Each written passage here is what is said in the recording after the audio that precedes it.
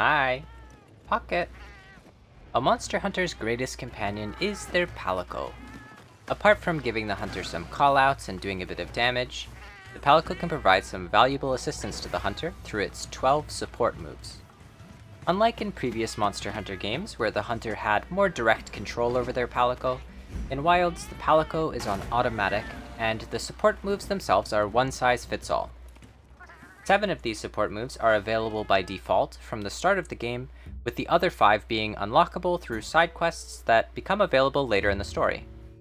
Additionally, each of these support moves can be upgraded by leveling up the Palico, which happens passively during hunts. Level 30 is the current maximum, so by that point all of the Palico's support moves will have gotten their upgrades. To check which support moves your Palico currently has access to and which are upgraded, you can go through the menus to the Info tab here, and then select Palico Info. First, to cover the 7 support moves that are available by default. The first of these is Vigorwasp Delivery. This is your Palico's main source of healing for the hunter.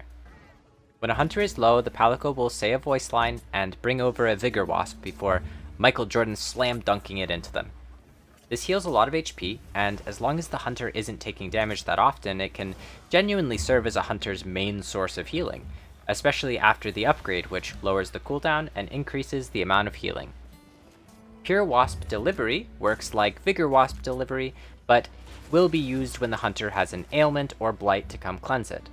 Alongside curing the ailment, this also heals the hunter a little, which is nice.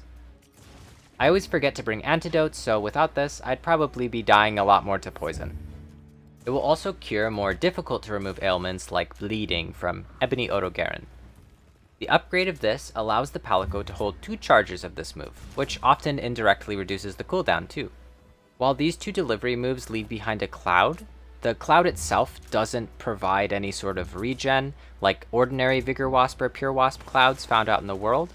I think this is mainly just to show the radius that it can affect when it's landed, because these Vigorwasps and Purewasps can heal and affect multiple hunters at once. Next is Provoke, where the Palico pulls out a cute little drum mask thingy and takes the attention of the monster away. Not only is this really cute, it can help take the heat off the hunter and give some great openings. Being uncertain of who the monster will attack can implement some unpredictability into hunts, but after this move, the monster cannot resist attacking the Palico, which makes it feel more like a controlled flash pod blind, which is great. The upgrade of this support move increases the length of the Provoke and gives the Palico a counterattack. Place Paracorn is my favorite support move. For this one, the Palico places down a shock trap. Their little design is way cuter than the ones the hunter can put down, which makes me wish that maybe we could get trap skins at some point. Because I try to save my traps for multiplayer hunts, and even then I forget to use them every single time, these are often the only traps I end up using, and they can even be used to capture monsters if it's low enough and the hunter has tranq bombs ready. The upgrade of Place Paracorn simply reduces the cooldown. er-RRRip has the Palico pull out a little cat cannon cart ballista type thing. The whole point of the support move is to create wounds across the monster, but it's also the cutest thing I've ever seen help me. The upgrade of er-RRRip increases the duration of the move.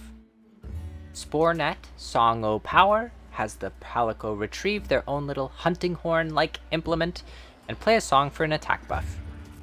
The upgraded version gives a stronger buff.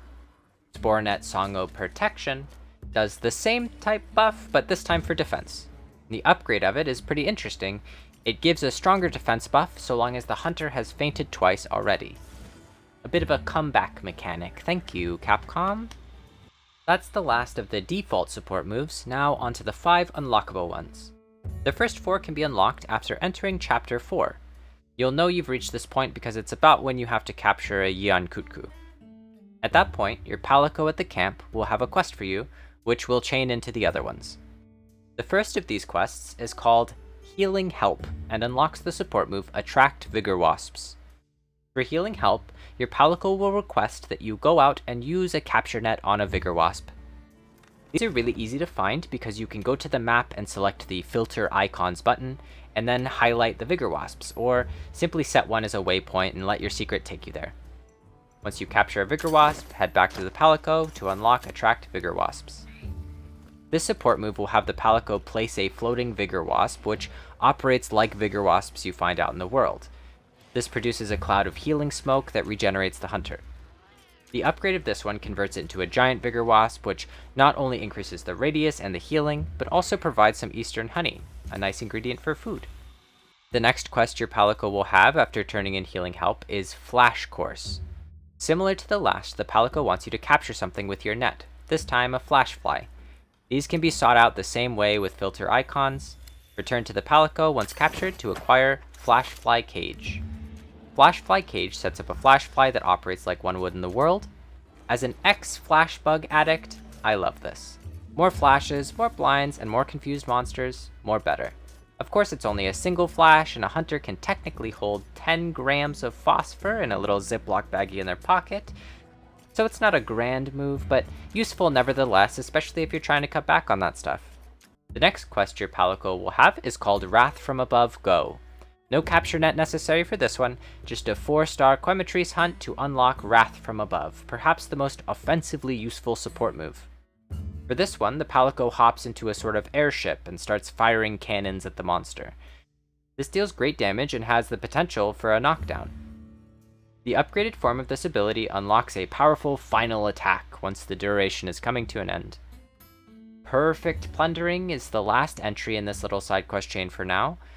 Another full hunt like the last, where the hunter is sent to fight a 5-star Guardian Ebony Odogaron. After returning successful, the Palico unlocks the Plunderang, and what a valuable move it is. For this one, the Palico throws a boomerang-style attack that simply acquires monster parts mid-hunt. With each Plunderang effectively being a free carve or two, this can seriously supplement your hunt rewards. The upgrade of Plunderang lets it steal more materials per throw. Finally, we arrive at the last quest in the chain, a gutsy move.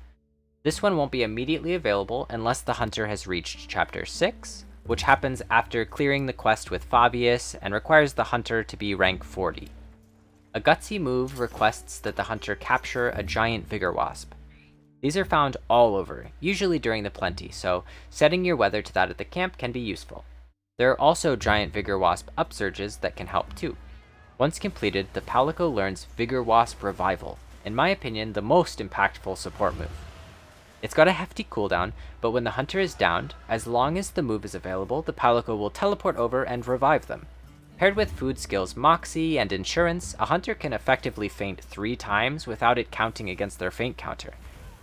The upgrade for this simply increases the HP restored when being revived, which is a nice touch, but adds no additional functionality past the original. If you would rather tough it alone, the Palico itself can be set to standby at the tent, where it won't really help you, but that's all the 12 of the Palico support moves available in Wilds. Which one is your favorite? Is there a Palico move you wish returned from previous titles? I honestly wish that we got to see the brutal Kittonator, which was a secret move in Rise and would only occasionally come out of the lottery box, but it was this gnarly mini Dragonator that always knocked down monsters and did 300 damage, but I get it, it's not like we're slaying gods out here. I can see why they left it out. Thanks for watching. I hope this helped, fellow hunters. Good luck, and goodbye.